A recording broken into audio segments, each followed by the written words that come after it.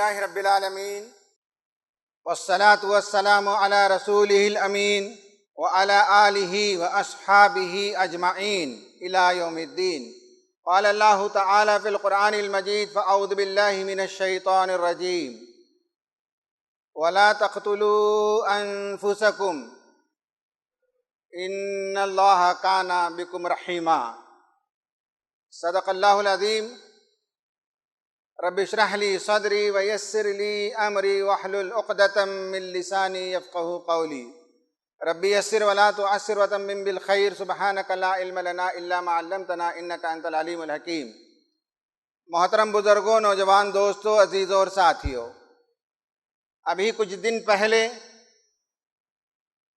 امت کی ایک بیٹی نے خودکشی کی۔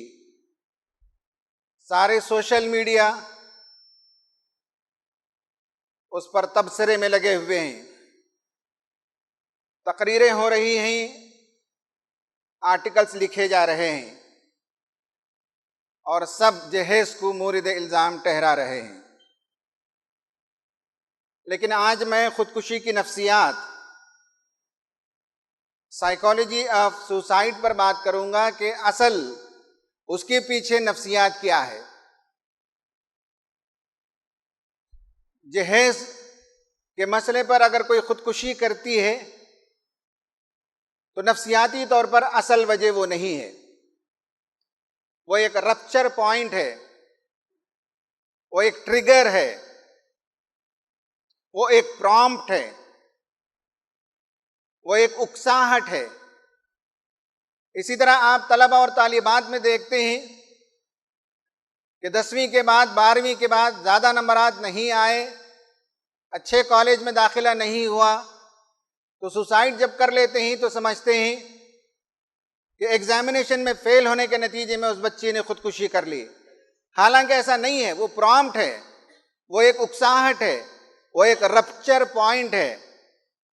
اس سے پہلے سوسائڈ کرنے والی کی نفسیات بلٹ اپ ہوتی رہتی ہے، وہ ایک کیومولیٹو ایفرٹ ہے، وہ جمع ہوتے رہتا ہے، احساسات اور جذبات جمع ہوتے رہتے ہیں، اور ایک دن آتا ہے کہ وہ بندہ خودکشی کرتا ہے۔ تو ہمیں جاننا چاہیے کہ وہ کیا عوامل ہیں جس کے نتیجے میں ایک آدمی اس راہ پر چل پڑتا ہے۔ اگر نفسیاتی تجزیہ کیا جائے تو معلوم ہوتا ہے کہ خودکشی کرنے والا بہت دنوں سے بلکہ سالوں سے ان انڈیوریبل پین، ایک ناقابل برداشت نفسیاتی تکلیف سے گزر رہا ہوگا۔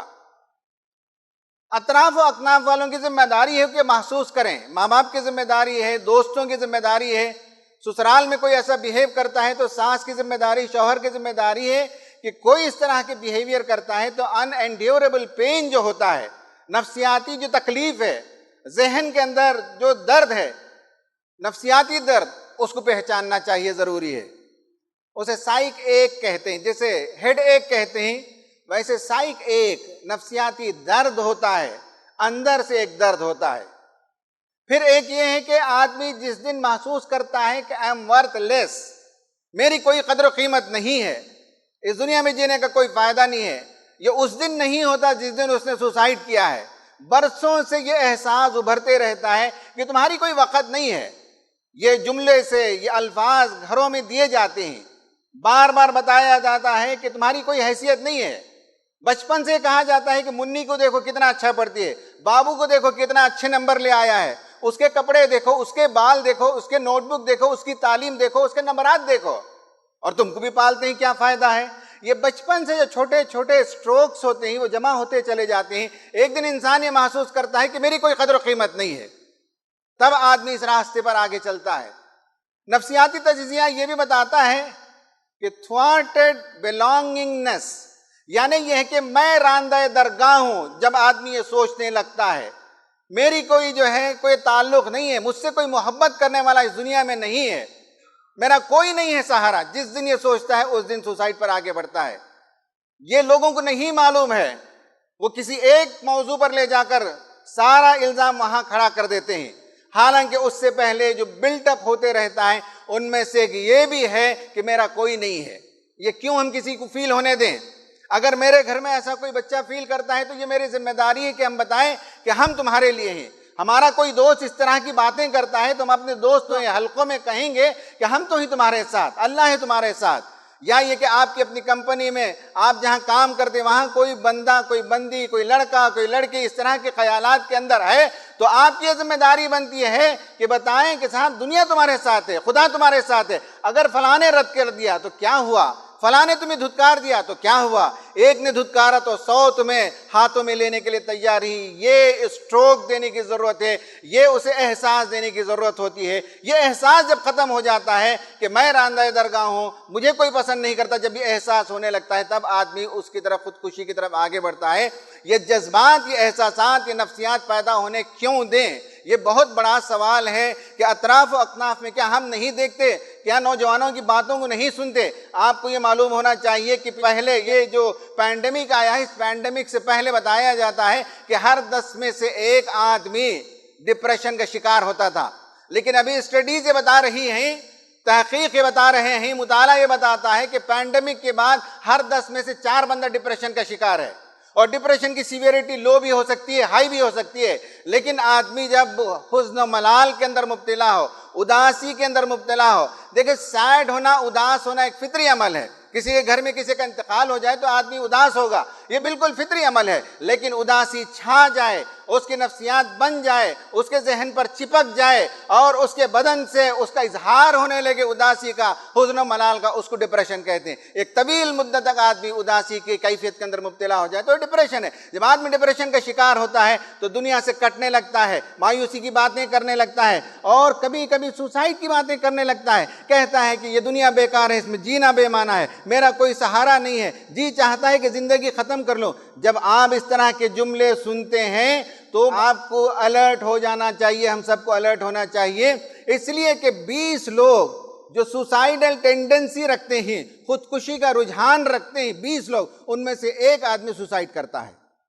یعنی جب رجحانات آپ کو نظر آئیں، آپ کے اطراف اس طرح کے سمٹمز نظر آنے لگیں، آپ کو اس طرح کے سگنلز نظر آنے لگیں کہ لوگ اس طرح کی باتیں کرتے ہیں، آپ کا کلاس میٹ ایسے باتیں کرتا ہے یا آپ کا ساتھی ایسے باتیں کرتا ہے، آپ کے گھر کا بچہ یا بچی ایسی باتیں کرتے ہیں، آپ کی بہو، آپ کے داماد اس طرح کی باتیں کرتے ہیں، سگنلز کو فائنڈ آؤٹ کرنا چاہیے۔ اور جب معلوم ہو کہ مایوسی کی باتیں ہو رہی ہیں تو 20 مایوس لوگوں میں سے ایک آدمی اس راہ پر آگے چل پڑتا ہے۔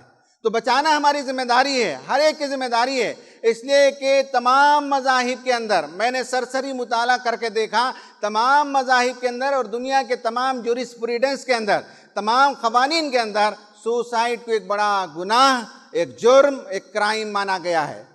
ہاں، بعض مذاہب میں بعض شکلیں ہیں، موکشا کی بعض شکلیں یا ظالم کے خلاف ہتھیار اٹھانے کے بجائے آدمی اپنا جان دے دے، جیسے کہ بدھسٹ میں پایا جاتا ہے، آنریبل سوسائڈ کا نام دیا جاتا ہے، یا پریو اپواشا جو کہا جاتا ہے، اس طرح کے اکا دکا ایک دو کو چھوڑ کر، اسی طرح دنیا کے ممالک میں ایک دو ممالک کو چھوڑ کر جہاں تعاون کے ذریعے سے خودکشی کو مدد کی جاتی ہے، سوسائڈ کے لیے ہیلپ کیا جاتا ہے، لیتل انجیکشن دے کر، ایسے ایک دو ممالک کو چھوڑ دیں تو پوری دنیا کے مذاہب اور پوری دنیا کے قوانین اسے جرم مانتے ہیں اور اسلام بھی اسے حرام قرار دیتا ہے۔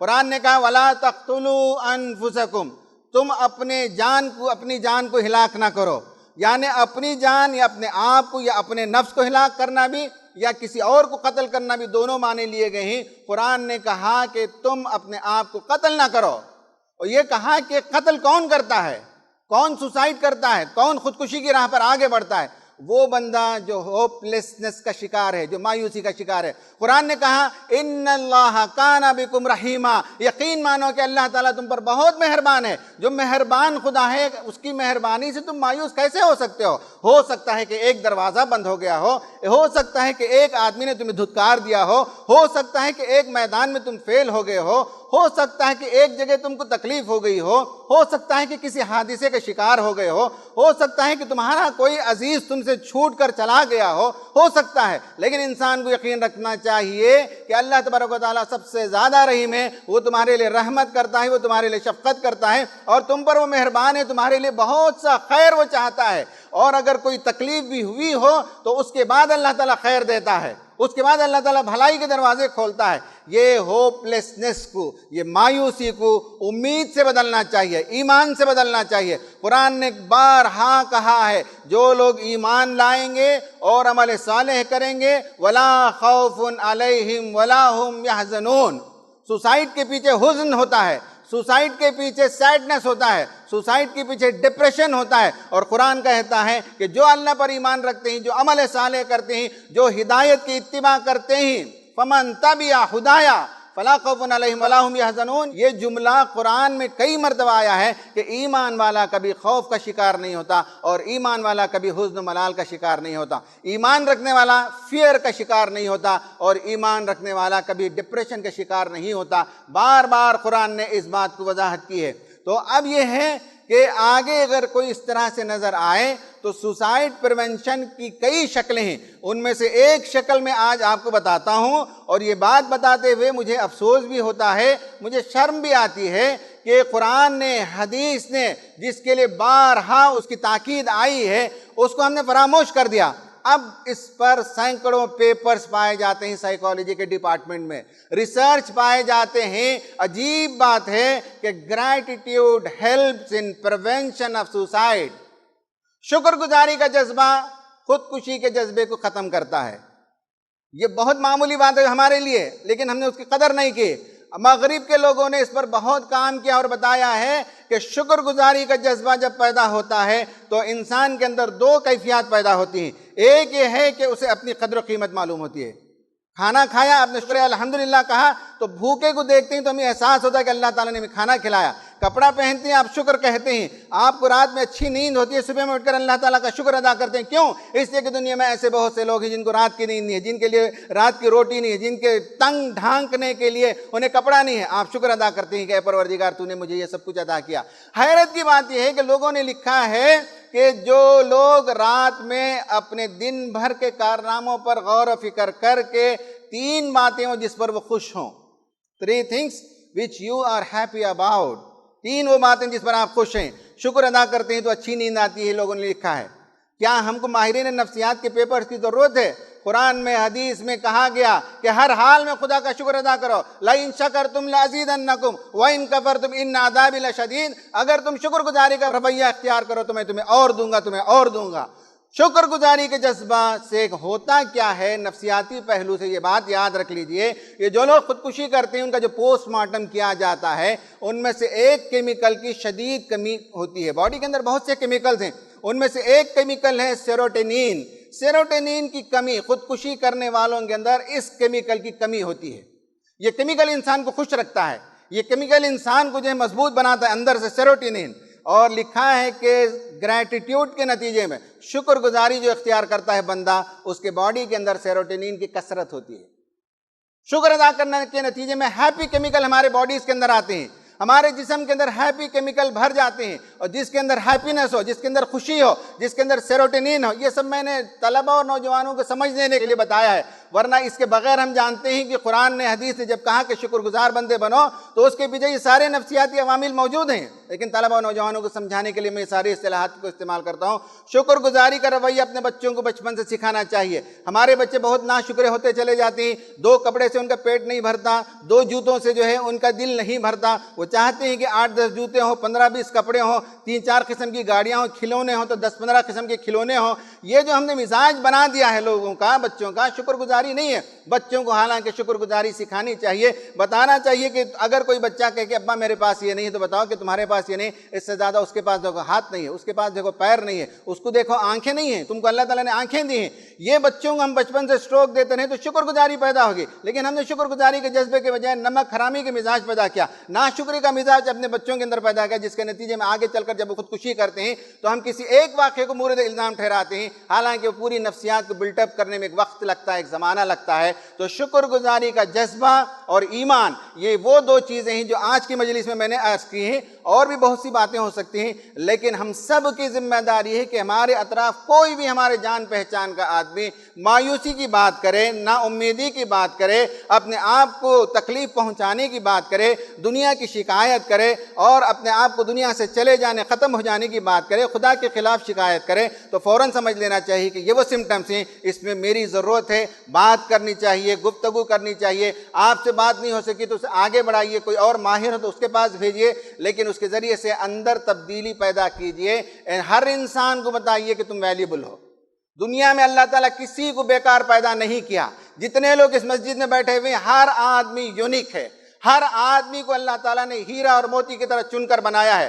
ہر آدمی کے اندر اللہ نے کوئی نہ کوئی صلاحیت دی ہے۔ اللہ تعالیٰ بیکار کام نہیں کرتا، عبث کام نہیں کرتا، ماس پروڈکشن نہیں کرتا۔ جیسے کار کی فیکٹری میں کار بناتے چلے جاتے ہیں، بائک کی فیکٹری میں بائک ڈھلتے چلے جاتے ہیں، اللہ تعالیٰ کی فیکٹری میں انسان ڈھلتے نہیں جاتے۔ ایک ایک بندے کو ایک پرپس کے لیے پیدا کیا ہے۔ ویلیبل ہو تم، یہ احساس لوگوں کو ہونا چاہیے کہ میں بہت بڑا قیمتی انسان ہوں۔ ایک جگہ ٹھوکر لگ جائے کوئی بات نہیں ہے، ایک جگہ ناکامی ہو جائے کوئی بات نہیں ہے، ایک جگہ دھتکار دیا جاؤں کوئی بات نہیں ہے، لیکن اللہ نے مجھے کام کے لیے پیدا کیا، میں بہت بڑا آدمی ہوں، مجھے اللہ نے بڑی صلاحیتیں دی ہیں، میں اس دنیا کو بھی خوشحالی سے، امن سے دوچار کروں گا، اور آخرت میں جب جاؤں گا تو مجھے بہت اونچے درجے چاہیے، بہت بڑی کامیابی چاہیے۔ یہ احساس ہر بندے کے اندر پیدا کرنا ہم سب کی ذمہ داری ہے۔ اللہ تعالیٰ سے دعا ہے کہ اللہ تعالیٰ مجھے بھی، آپ کو بھی، اور ہمارے اطراف جتنے اس طرح کے لوگ نظر آتے ہیں جن کے اندر کوئی نہ کوئی ٹینڈنسی پائی جاتی ہو، تو فوراً اپنے ایمان کو تازہ کرنے کی ہمیں کوشش کرنی چاہیے۔ اللہ سے دعا ہے کہ اللہ تعالیٰ ہمارے ایمان کو مضبوط فرمائے، اللہ تعالیٰ ہمارے اندر شکر کا جذبہ پیدا فرمائے،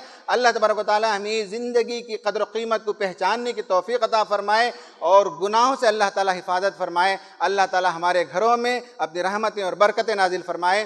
آمین۔ وآخر دعوانا ان الحمد للہ رب العالمین۔ اقول قولی ھذا استغفر اللہ لی ولکم اجمعین۔